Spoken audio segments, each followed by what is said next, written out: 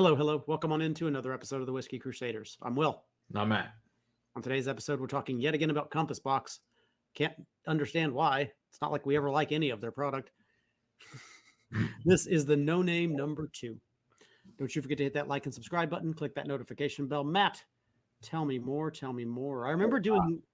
What did we do? We did 2, 1, We 3? did three. We did 3 like a couple years ago, but now it's like, oh, we never did 2 and 1. So we're gonna finally get them to you guys. So as you can see, this gorgeous bottle here from Stranger and Stranger. Of course, this is the Compass Box No Name 2. As you know, their artwork is amazing. Of course, they also love the canister, also amazing. So as usual, back in the days, they don't unfortunately the canisters quite like they used to anymore, which I really did love these old circular canisters. They're just so pretty, but it is what it is. Of course, they like the wax on here. Just a sexy bottle. But anyway, like I said, this is No Name number 2. It is a blended malt scotch. Of course, we did the Heathen, which is a blended grain scotch for you guys a couple weeks ago. So we follow that up with one of our favorites here, 48.9. This is once again, of course, a heavily peated shocker from No Name. Now, number 1 and number 3 were also, of course, heavily peated. Now, this one's made by Joe Boyd, which is different. I've never even seen the name on any of the Compass Box that I'm aware of, but I haven't reviewed on it, most of them anyway. But I hadn't know, of course, you could see obviously John Glazer or John Saxon, but this one's Joe Boyd, so it's interesting to see that name on this one. So this was made up of Caol Ila, 75.5% in a refill sherry butt, because we do love Caol Ila, followed by Talisker in a rejuvenated hogshead 10.5 with Clynelish at 13.5, also rejuvenated hogshead, followed by a 0.5 of the Highland single malt. Three of them, of course, combined, which is always the Indie French Oak New Barrel, which, of course, has always been about 60% Clynelish, 20 Dailuaine, and 20 Teaninich. Of course, that's a tiny, tiny, tiny amount of this, so, whatever. But we know at least 86% of this is, of course, heavily peated. Of course, Clynelish is a little bit peated as well, so there's a lot of friggin' peat in here. This came out in February 2019. They only made 8,802 bottles of this, whereas the number 3, they made a little over 10,000, so it's almost 2,000 more for them. Of course, it's non-chill filtered. It is no coloring. And so they say number 2 is the Harmony, whereas number 1 was the Power Chord with peat. So I do remember when we did the comparison, this being the least peaty of the 3. But let's go back and see what this is. This has been sitting here for 5 years. I was going to say the same thing. Like does not smell like the peat bomb that I remember No Name being, but I might be just remembering 1 and 3. Yeah, as I knew this was the least of the 3 in Cool because the other ones were Ardbeg was number 1 and Lefroy is number 3. So surprise, okay. Is a lighter peat than the 2 of those. Yeah, surprise. And the price point back in the day, these were $130. Nice. So back when prices were good on this. Right. All right, so look at this immediate cherry blossom, some black cherry vanilla yogurt. Interesting. Then the yogurt note, Matt. Yeah, which is interesting. The peat is the more predominant than the peat, at least on the nose here so far.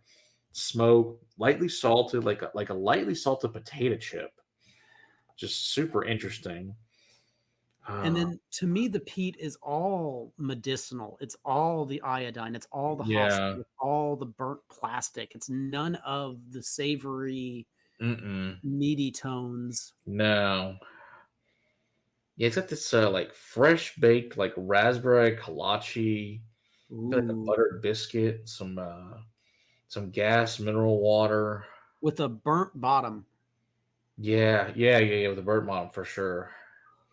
It does smell nice. Yeah, that burnt raspberry dough. Interesting note. That's a great pickup, Matt.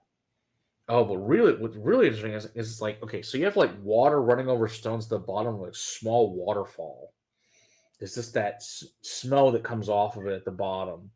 Not like a really big waterfall, but there's a really light, just coming off, small waterfall.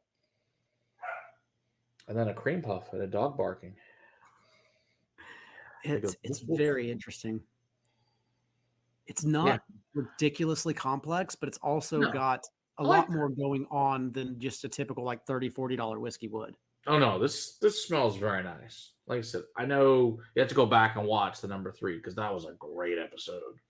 Especially combine the 3 of them, amazing. Oh yeah. Yeah, it smells nice. I like the way it smells. Oh.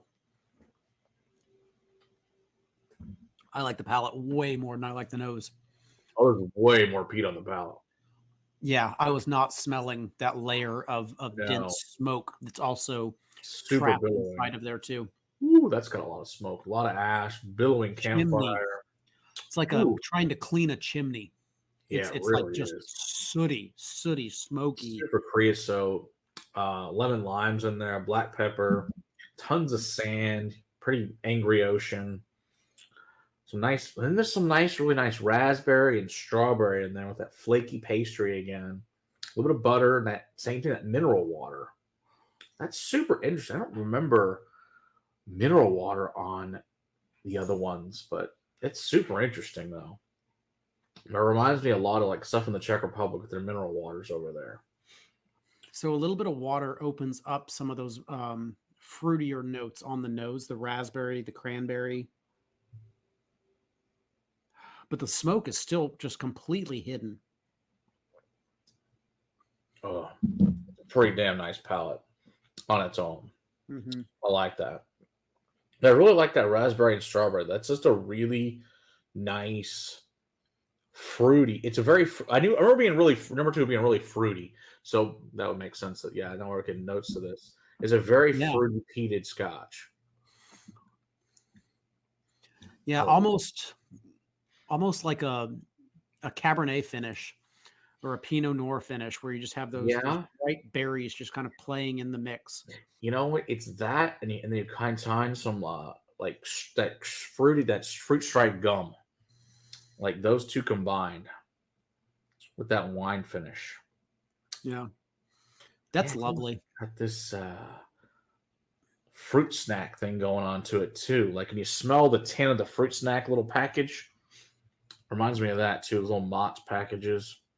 I like that. That's quite nice. I don't remember what I said about this one during the review of the three, I but think on its two is own, our least favorite of the three, from what I remember.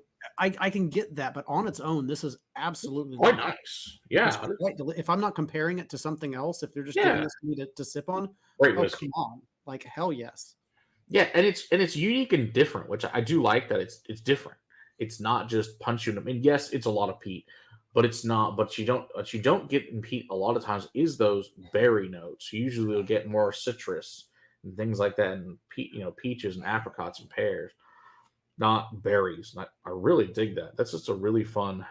Actually, I think this would be fun, like a smoked ice cream. I think this would be awesome. I think this would be really great with a steak. Oh yeah, this would be really good. It played so well with pork. Yeah, I think so too. Mm, I like it. I like it a lot. And this mm, is a surprise. Compass box is amazing. right. Oh, surprise. We like another freaking Compass Box product. Yeah, surprise. All right, everybody. Don't forget to hit that like and subscribe button. Click that notification bell. We go live every Monday night, deep diving into whiskey topics. Come hang out with us there. If you're so inclined to support us financially, we have a Patreon page. We can get behind the scenes access to some other videos and fun things that we do. But until next time, keep on crusading for whiskey in your glass. Cheers. I like that water. It does good things, especially on the palate.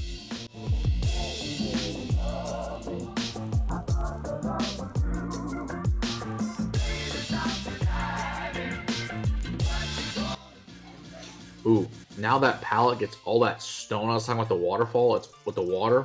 It's all crazy there. It's that minerality of like Yeah. just living stones. It's completely. It's exactly what it is. Yeah. I like it. All right. Well, that was a fun one, as I figured it would be.